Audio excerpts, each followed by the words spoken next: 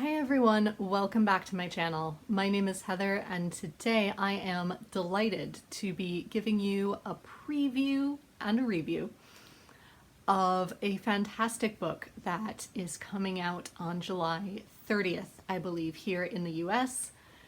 And it is A Lady of Conscience by Mimi Matthews. If you've been here on my channel for a while, you will know that I love Mimi Matthews's books, and this was no exception. If you haven't heard me talk about her before, Mimi Matthews writes clean Victorian romance novels. I have been loving her Bells of London series, and there's one more of those to come out this year. But she writes many other series as well. And so I was delighted to be given a free ARC of this new book. It is book 5 in the Somerset series, I believe. But the beauty of this particular series, and with most of her other books, but especially with this one, is that you can absolutely read them as standalones. The plot doesn't depend on you knowing what happened in the previous books. I'm sure you would get more out of it if you knew all of the clues to other characters from other books.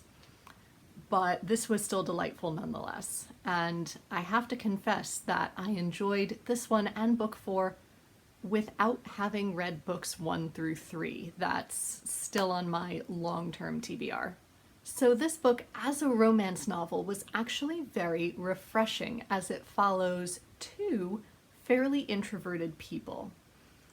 Hannah, our heroine, is definitely introverted. She's very shy. She's a fairly anxious person, but she still has friends.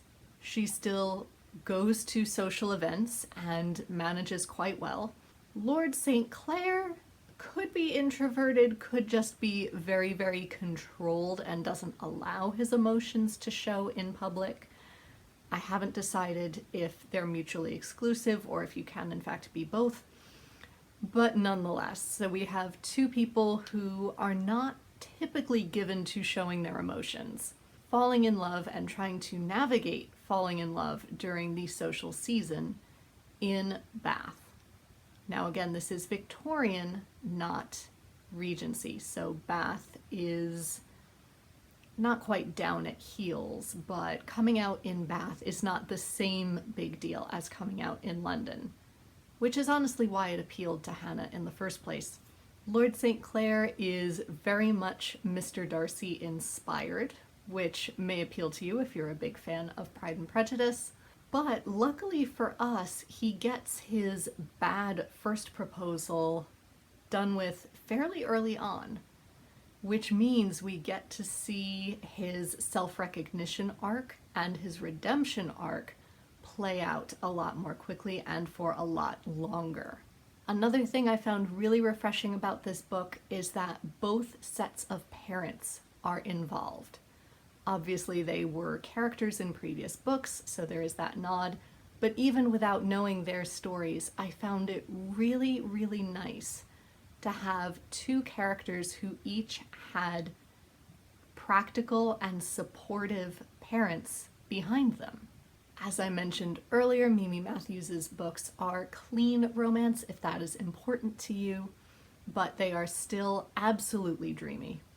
I did find that the plot of this one was wrapped up fairly quickly, to my point of view. But Mimi Matthews was going through some health problems as she was writing and editing this, so I can forgive her that one minor fault in pacing.